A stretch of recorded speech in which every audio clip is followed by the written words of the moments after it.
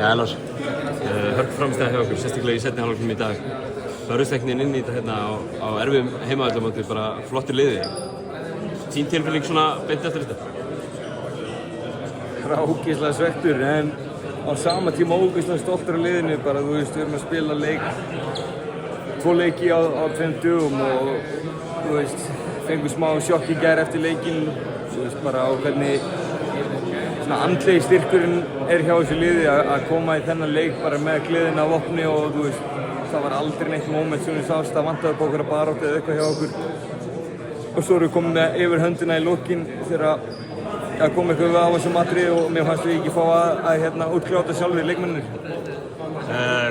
Þú leiði með hans í gegnum, þú þá væntanlega að tala um eins og U-villina sem var dæmd af þig hérna. Það byrjar á U-villinni og ég er að hlaupa í sóknarfrákast og hann rífur í mig og svo hoppar hann einhvern veginn yfir mig. Og þeir dæma þetta sem act of violence á mig og nummer 15 lappar svo að mér mínútu síðar og segir, beðist afsökunar og sagði ég varð að gera þetta, ég varð að floppa og þetta er bara partur af leiknum. Ég er ekki það sterkur að ég geti tekið einhvern mann á öxlina eða síðan hendunum í gólfið. En ég verði til ég verði það sterkur samt. En mér finnst bara ótrúlega að hafa fallið fyrir þessu og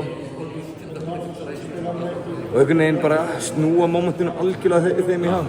Því að það var með ykkur, þið voru gjörsamlega búin að snúa þetta á ykkar.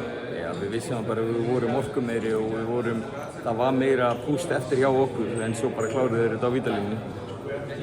En aftur þurfum við að vera, ég meina, við vissum það farandi inn í þessa 8 daga væru 5 leikir.